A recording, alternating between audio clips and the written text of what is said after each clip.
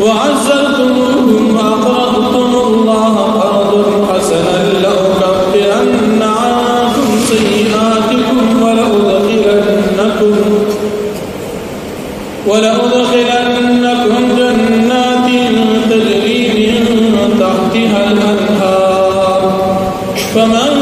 كفر بعد ذلك منكم فقد ضل سواء السبيل. صدق الله العظيم.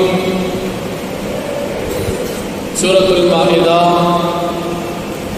شپږم پارہ 12 نمبر آیت دی. مخکې آیتونو کې د الله جل شانه د طرفنا د وعدې ایفاء او قبول بیان شو. بس په دې آیتونو کې الله پاک د وعدې پورا کول او د وعدې ماتونکو انجام ذکر کړي. الله جل شانه بنی اسرائیل نو دا وعده استوا د موسی علیہ السلام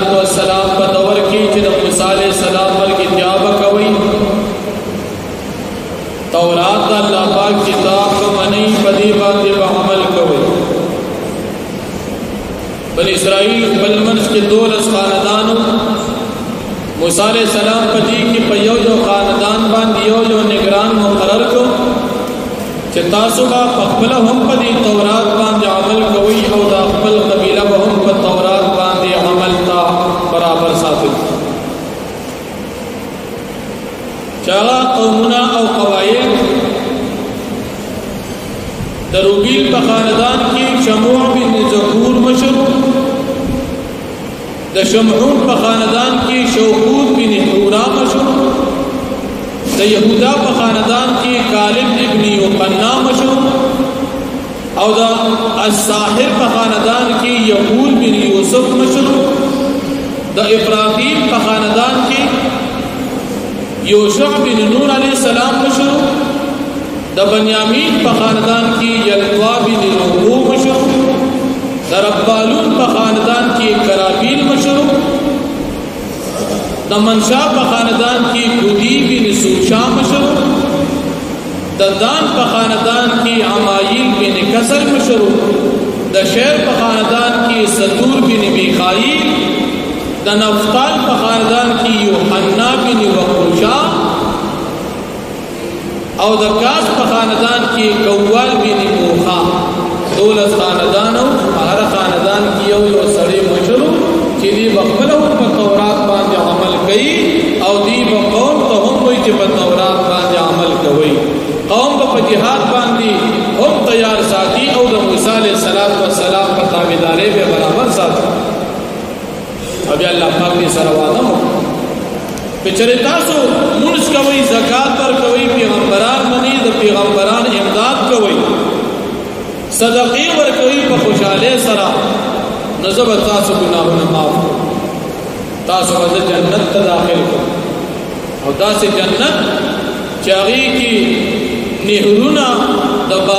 د اونو د بنگلو لاندې بس تاسو روان او کنا تاسو مخالفت او نافرمانی وکړه تاسو ته دغه انجام او سزا ملوشي. نو دی بنی اسرائیل کې ډېرو کسانو د خپل وعده ماتې کړې. د موسی علیہ السلام مخالفت وکړو، تورات باندې عمل پځې پاغي کې د ځان نه تحریف وکړو، سالفاظ ختم کړ، سي پرې خلل سي پکې د ځان نو لیکل، سي معنی بدل کې، سي پکې تاویلات وکړل، او باقي کې د نبی کریم صلی الله علیه وسلم مبارک چې کوم صفات او کوم وضاحت موجود هغه دی بنی اسرائیل د ځان نه پکې بدل. نو الله جل شانه پدی باندې لعنت بولې او دې ته چې کوم حصہ تورات د عمل لپاره ذکر شو دی هغه عمل ختم کو فزید دې چې عمل کې د ځان نه پکې لیکل. من نبی کریم صلی الله علیه وسلم قال الله پاک فرمایي دا دومره بدبخت خلق دي چې دې هر وخت خیانت کوي، ته کوم خیانت دې یادې هر وخت دې خیانت چې خبرې کې دا بنی اسرائیل و خیانت کوي لږ کسان پکې نیکان شته چې هغه عبد الله بن سلام رضی الله عنه او د دې ملګرو چې هغه نبی علیہ السلام سره بیعت کوي مسلمانان شو. دا بنی اسرائیل ډېر بدبخت دي نو الله جل شانه نبی کریم صلی الله علیه وسلم تا د بنی اسرائیل دا وادي ذکر کې چې دین وعده حاصل شو لیکن دې مخالفت کو مسلمانان دې په خپل وادي باندې وفا کی د وعدو خلاف ورزي دي نه کوي نو فرمایي ولقد اخذ الله فتاقي سراقست والله پاک میثاق بني اسرائیل وعده بني اسرائیل فقبل ولود التوراة وفتابداري موسى عليه السلام وبعثنا منهم 12 نقيبا او مقرر كالبديك دولس نگرانان او مشران وقال الله او الله پاک فرمائے انی معکم بشکد تاسو سره لئن قمتم الصلاة کچر تاسو قائم ہوئی منذ آتیتم الزکاة و زکاة ورکوئی آمنتم برسولی او تاسو ایمان لري زما په پیغمبرانو باندې وحذرتموهم تاسو امداد کی د پیغمبرانو واقرضتم الله قرضا حسنا او تاسو قرض ورکړئ الله پاک ته قسط قرض نه زکات نه او صدقه کوي لو كفرن عنكم سيئاتكم مخامخا وذلكم استاسو گناهنا ولو دخلنكم جنات تجري او زبردست داخل کوم داسې باغونو ته چې وهيږي با من تحتر حالان درونه غيرنا فمن كفر بعد ذلك فشاچ كفر کو فزدي وادي منكم استاسنا فقد ضل سواء السبيل فتاقي سرجي گمراشو دنيغ لارنا گمراشو فبما نقضي ميثاقهم فسبب دما تولد بي دوادو فلو لعنهم لعنت لك بديبان وجعلنا قلوبهم قاسية ام اغرزوا الدقيزنا سخ يحرفون الكلم عن مواضعه لتحريف كويد الله پاک پا کلموں کی پا تورات کی دخلو زائننا ونسودی حیثو حضن حسام مما داغ تورات نذکرو بی چپاغی دیت نسیت برکڑی شیو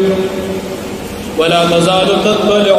او ہمیشہ پارت خبری کی علا خائنت منهم باقیانت ددی بنی اسرائیل باندی الا قلیلا منهم مگر کم کسان خیانت در ندی فافعانو پستعب فوقت بیتا وصفا او احراز کدبینا ان اللہ يحب المحسنین بیشک اللہ پاک من ساتھی دے احسان کو ان کنی کی کو ان کو سرا واقع دعوان